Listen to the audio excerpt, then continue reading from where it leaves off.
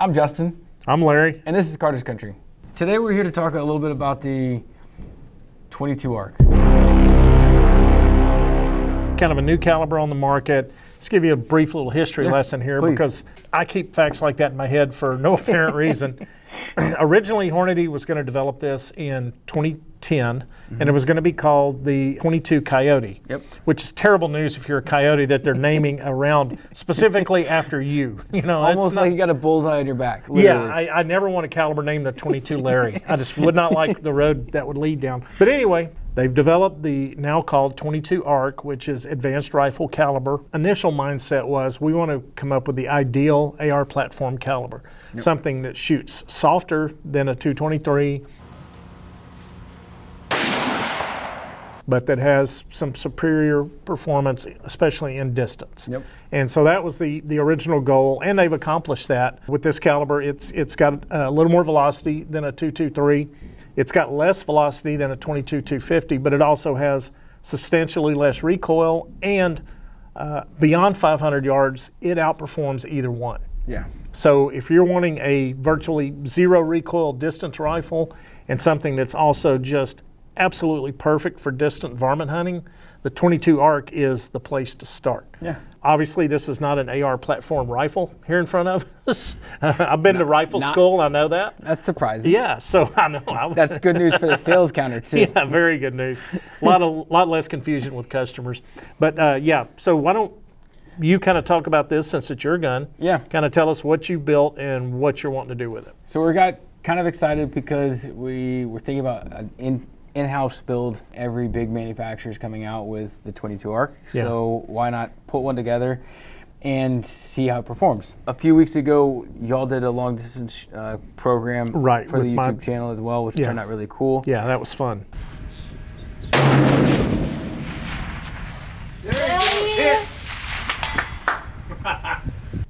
I got jealous. So now you had to go out and buy you some. Now I solved the problem on the company dollar this way, which is a win for me. The main thing that is really cool about this gun is, and especially in the long distance shooting world right now, is there is the ability to build a gun that's affordable and fairly out of the box.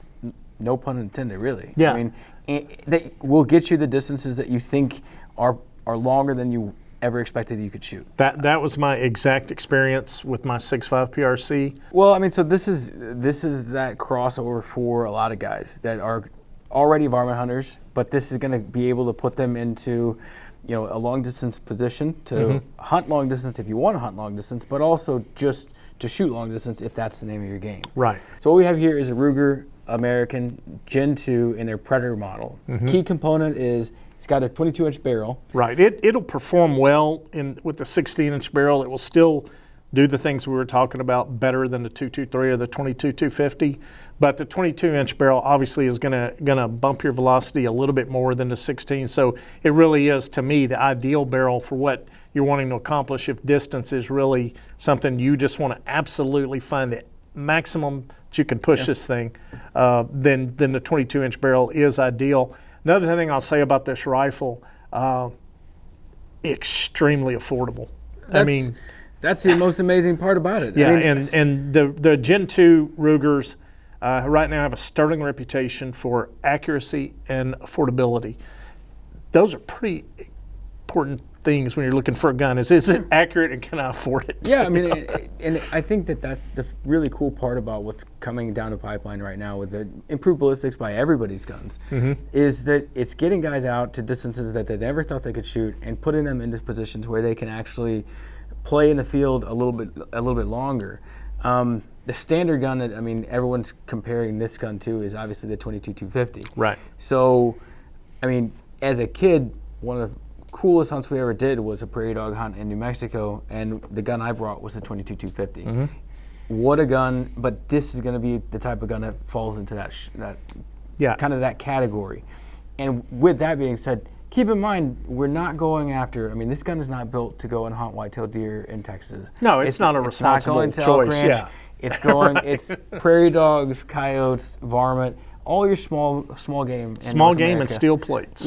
And all long distances. And I would say, you know, the gun, the bipod even, the ammo, you're under 1,000. Now, obviously, the optics put you in a different category, but still, if you ever priced distance shooting before these kind of guns came out, you know what a kind of an earthquake that is to the price structure of distance guns. Well, and again, the neat part is out of the box. It's there to perform. Yeah. So I'm excited to get it on the range. I think we're going to play a few different games with this in general. We've already mountain bore sighted the gun, so it's ready to shoot. And then next step is probably to take it out to the range and shoot and get a true sight in on it.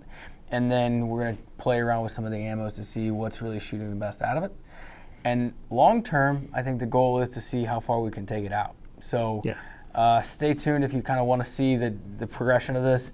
And then I've heard, if my dad is willing to do it for me, he may build out a load or two so we can see how actually accurate we can get it. And how much further even maybe to push it. Yeah. Exactly. Because you've got a long, it's a long, more aerodynamic projectile coming out of this than the 22-250 and the 223. It's subject to less wind drift. Between that and the superior velocity and the aerodynamics, that's what gets you out further with it. And one thing I do want to say about when, not today when we go out to the 100-yard, but when you go try to push the distance on that, even if I'm off that day, I'm going to come out and watch. Just so that I can offer a never-ending stream of unsolicited opinions about every shot you make. Uncle Larry can give some unneeded wisdom. Yeah, Uncle Larry sounds really creepy coming from you, and I'd rather you not call me that anymore.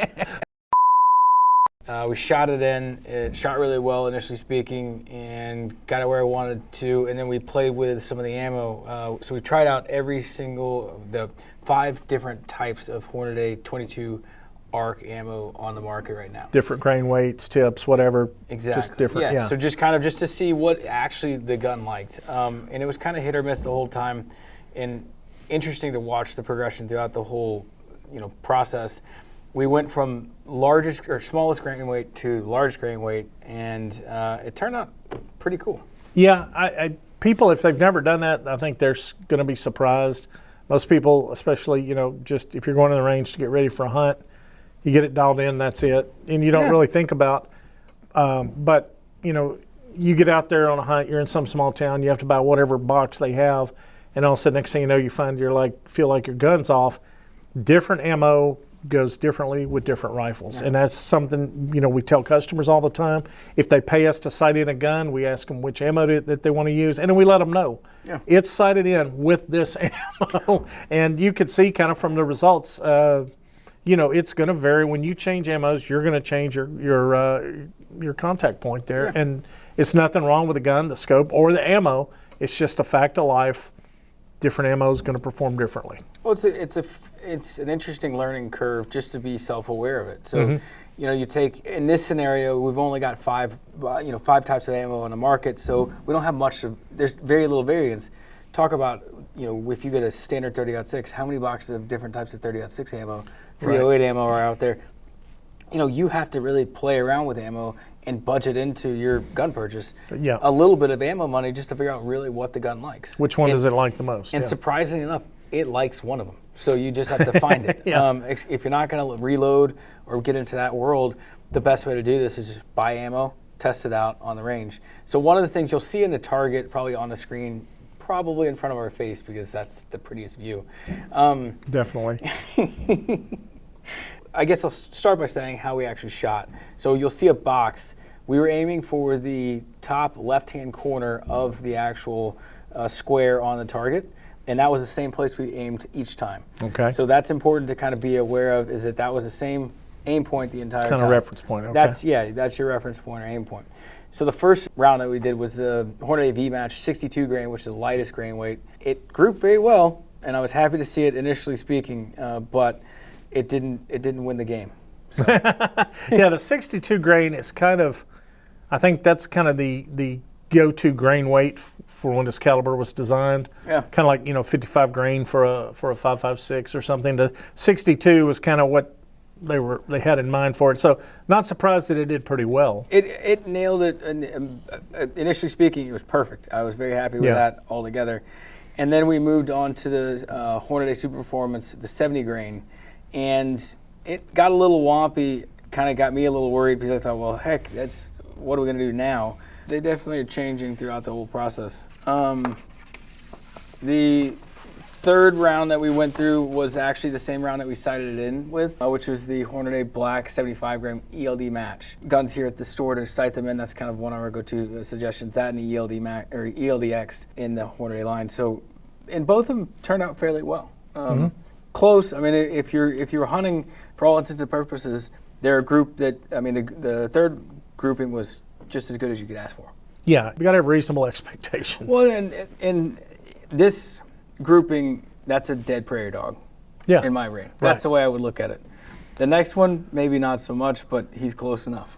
Yeah, he's scared if he's not dead. He's done for the day. He's going to stay in the hole. Right. The fourth round that we shot through the gun was the Hunter Precision 80 grain ELDX. It shot really well. I wasn't sad about it at all. But the fifth load that we went through was spectacular. It nailed it, and it was really cool to see. I was worried about my own skill set for a minute there, and we were able to get it down to what would be probably the size of a quarter. Yeah, you just about keyholed them. Yeah, it was perfect. Restored my view of how good of a shot I am. So, you know, one thing and that we can take away from this too, the two best performers were a 62 grain and an 88 grain. The lightest and the heaviest. Right, and so that only goes to reemphasize the point. You never know. You can't say, well, it's that grain. It won't. I've read that won't. Well, you've got to shoot, man. And if you had gone out there and you got the group you did at 62, and somebody said try 88, you probably would have thought, man, I just don't. I mean, why go the extra mile? Yeah, if it's shooting this good at 62, I can't imagine going all the way to 88. And here we are, the 88 and 62 we're top two performers, so that's why you actually have to shoot. Yeah, well, bottom line. I mean, at the end of the day, it is a constant game of trial and error. Yeah. And this is the evidence of that right there. Right. So I've preached about this gun for a while on the counter to both employees and customers about the great performance you get out of it. But the Ruger American Gen 2 in this Predator edition is solid. All the Gen 2s perform really well, but as we talked about earlier, 22-inch barrel, to me, kind of sets the Predator apart from the other two models for your distances. You know, it's going to get it. I mean, you can tell if it shoots this well at 100, it can get out there. And I'm excited to see what happens in the next few weeks when we can get it out to some further distance and see if we can't hand load some stuff and see what's out there for it. Yeah, I'm excited to see that too, because even though you're just shooting at plates, there's a certain rush with distance shooting, and taking a new gun out there. The rush got me right there. Yeah, I see that. That was the most exciting part of the day. So, but as you push further and further, and you hear that plate ding, it just keeps being more and more fun, and I can't wait to see what this thing will do out there. On that note, if you ever shot or hunted with us, you're already part of the Carter's Country family. Until next time, adios.